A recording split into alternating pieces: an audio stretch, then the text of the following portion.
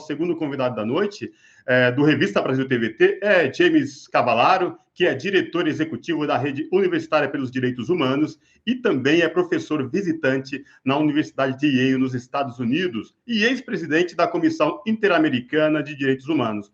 Boa noite, James Cavallaro. Prazer falar contigo. Boa noite. Prazer estar com vocês. Bacana, legal.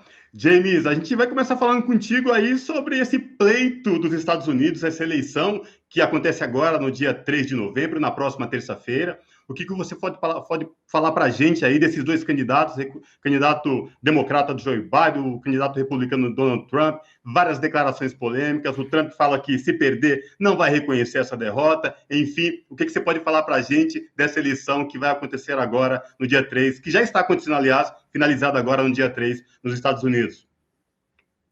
Exatamente, esse ponto é fundamental.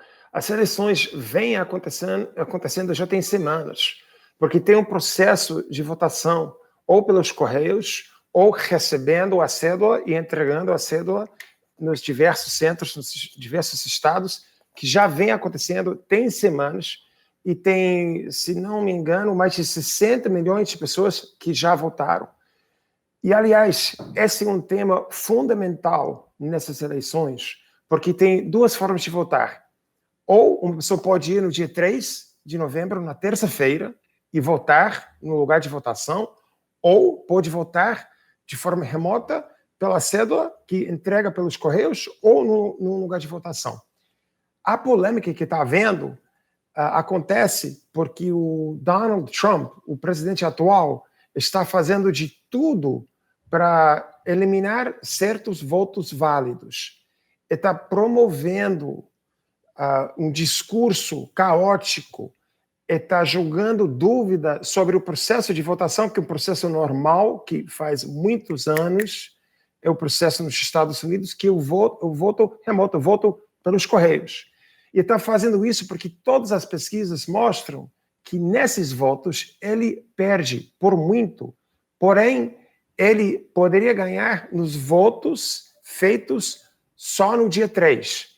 Então, entre o discurso dele de críticas ao processo, que diz que o processo é fraudulento, não é, que o processo é fraudulento, não é, que não funciona, que tem muita manipulação, e está tentando criar dúvidas sobre a legitimidade desses votos, não do dia 3, para poder caçá-los, eliminá-los e ficar com mais votos só entre os votos do dia 3 e alguns quantos que ele e os, digamos, os agentes políticos dele aceitarem.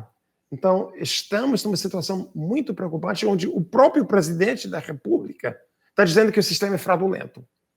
E o próprio presidente diz que não vai entregar o poder se perder, e o próprio presidente está incentivando pessoas particulares a irem nos lugares de votação para, sem dizê-lo, intimidar os eleitores. Então, são eleições como nunca aconteceram nesse país, ou pelo menos nos últimos 100 e não sei quantos anos, com muitos elementos antidemocráticos e muita ameaça de fraude promovida pelo próprio presidente.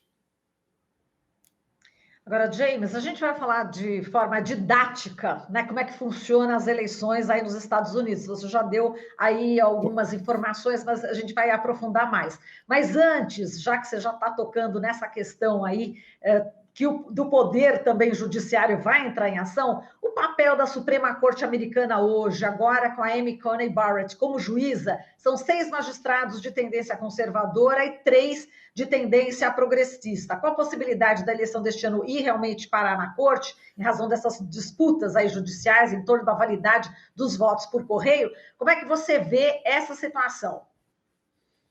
Muito grande essa possibilidade, por diversos motivos. Primeiro, é preciso entender o sistema nosso de votação não é direto. Não conta todos os votos e determina quem tem mais votos ganha. Não.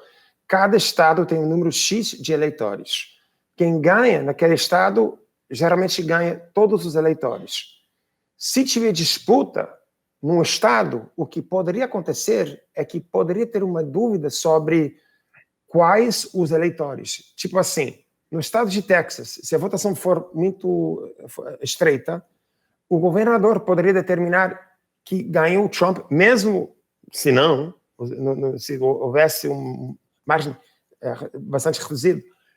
Aí poderia determinar que os eleitores são esses. Enquanto outras autoridades poderiam dizer, as próprias que contam os votos, não, os eleitores são esses. Caso haja uma disputa entre duas delegações de eleitores, quem vai decidir? Em primeira instância vai ser um juizado federal de primeira instância, vai para apelações no sistema federal e chegará à Corte Suprema. Tem outras dúvidas também que poderiam chegar à Corte Suprema.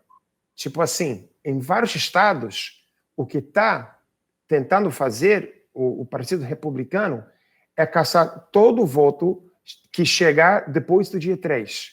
Mesmo que a lei garante, em muitos estados, que voto emitido antes do dia 3, entregue nos Correios, mas recebido no dia 5 ou 6, esse voto é válido, deveria ser contado. Os republicanos querem que esses votos sejam caçados, porque as pesquisas mostram, como disse antes, quem vai votar pelos Correios, a tendência é votar pelo Biden e não pelo Trump. A disputa sobre se esses votos valem ou não valem vai chegar à Corte Suprema. Aí, para entender as consequências disso, tem 538 eleitores. Precisa ganhar 270. Tem estados que têm 30 ou 40 eleitores. A diferença não vai ser muito grande. Então, num estado, se Biden ganhar por 1.000, 2.000 votos, 3.000 votos, mas se nesse estado os republicanos conseguirem caçar 10.000 votos ou 20.000 votos recebidos depois do dia 3, se convencer a Corte Suprema que esses votos não valem, aí a diferença seria, em vez de 3.000 ou 2.000 para o Biden, poderia ser 1.000 para o Trump. Com isso, ganharia aquele estado e com esse estado ganha a maioria do colégio eleitoral. Muito complicado o processo, mas o importante que precisa entender é que uma disputa dessa sobre se valem os votos recebidos no dia 4, 5, 6, ou se esses eleitores do colégio eleitoral são os legítimos ou os outros, uma disputa dessas poderia decidir o resultado de um estado, o que poderia decidir o pleito inteiro e quem vai ser o presidente. Realmente, e, como vocês dizem, desculpe, que tem 6 ministros nomeados por republicanos e tem 3, não sei se vocês vão lembrar, no ano 2000 houve uma disputa eleitoral entre Bush e Al Gore. 3 dos 6 que são atualmente ministros da Corte Suprema serviram como advogados na equipe de Bush para chutar qual a preferência desses ministros. Sistema muito complexo, ao mesmo tempo, para não dizer complicado demais, né, James? Nas últimas 2 semanas... E antidemocrático. É verdade. Nas últimas 2 semanas, os institutos de pesquisas nos Estados Unidos vêm dando que o candidato democrata Joe Biden vem se mantendo aí numa dianteira com a diferença em torno de 7%, 9% à frente do republicano Donald Trump. Mas lá em 2016, nós já vimos esse enredo, né? Quem leva na maioria dos votos não leva no colégio eleitoral. Explica para a gente mais essa questão desse sistema eleitoral americano, que não é pela maioria dos votos, é o colégio eleitoral, é o estado que tem mais delegados, enfim. Porque muitos brasileiros ainda se confundem muito, porque cresceram com aquele discurso, os Estados Unidos da América é o país mais democrático do mundo, tem um monumento lá à liberdade, mas enfim, esse sistema eleitoral prova que é totalmente ao contrário, né, James? Primeiro é preciso entender, o sistema eleitoral com o colégio eleitoral foi um invento quando estavam fazendo a Constituição em 1787 para os estados pequenos terem mais representação na decisão sobre quem seria o presidente. E, por outra parte, para os estados escravagistas, os estados que ainda tinham escravos, poderem contar os escravos, mesmo sem nenhuma representação Esses estados queriam mais representação no colégio eleitoral. Como funciona? Cada estado tem um número de eleitores, que é igual ao número de senadores e representantes daquele estado. Então, o número vai de 3 até mais de 40. O que é preciso entender é que, como o país é distribuído, enfim, tem regiões onde sabe-se que os democratas vão ganhar, que o Biden vai ganhar. E tem estados, regiões onde é sabido que o Trump vai ganhar. Digamos, tem basicamente 200 eleitores de diversos estados que vão ser democrata e 200 que vão ser para o candidato republicano. Então, o pleito realmente é pelos votos em 5, 6, 7 estados e só.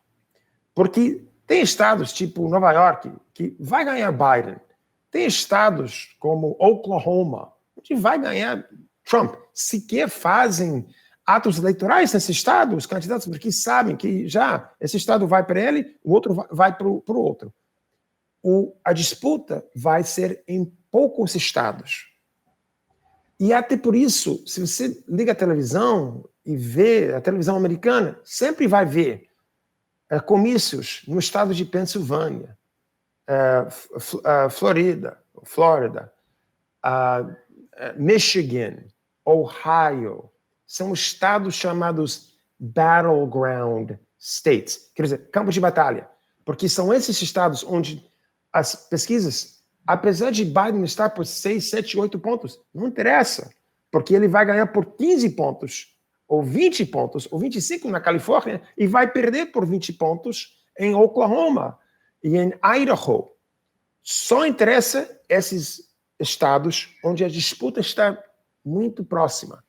Então, por isso, não interessa ganhar mais votos, como Hillary Clinton ganhou mais de 3 milhões de votos mais do que Donald Trump. Não interessa. Interessa ganhar 270, que é metade mais um, dos 538 eleitores. O que significa precisa ganhar nos estados de campo de batalha, battleground states, e por isso tanta atenção nos poucos que votam nesses estados, porque essas pessoas vão determinar as eleições. Exato. E, James, depois você pode até explicar, né, por que isso não muda, né, esse sistema. Até muito difícil para o brasileiro, para a brasileira entender, mas eu acho que você está conseguindo aí explicar muito bem.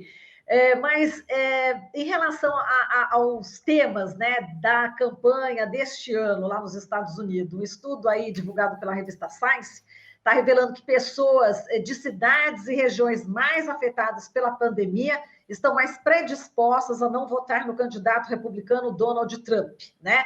Os Estados Unidos registram um aumento de cerca de 25% de casos de Covid nessas 2 últimas semanas, apontando aí um recorde em número de casos às vésperas das eleições.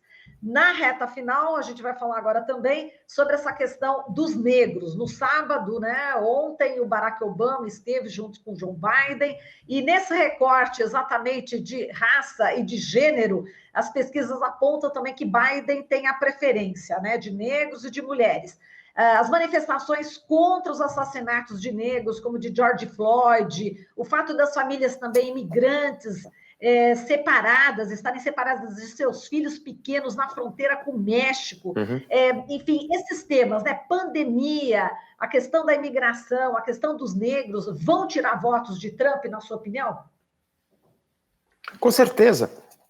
O índice de aprovação do Trump entre os negros e os latinos é muito baixo, muito baixo. Trump sabe que não tem nenhuma chance de ter um voto expressivo entre a população negra e a população latina. E por isso, o que é muito preocupante, ele e a equipe dele está fazendo de tudo para suprimir, reprimir, né? Em inglês falamos suprimir o voto desses grupos, principalmente negros e latinos, porque eles sabem muito bem, pelo fracasso descarado que foi a resposta do governo do Trump ao coronavírus, que afetou muito mais as populações humildes, a população negra, a população latina, o que nós chamamos de frontline workers, trabalhadores da linha de frente que estão trabalhando como enfermeiras, enfermeiros, entregando pacote, trabalhando nos supermercados. Essas pessoas, de forma desproporcional ou desproporcionada, são negras, são latinas. Então, o apoio que ele tem é quase zero. É 3, 4, 5%. É risível. Qual a resposta dele?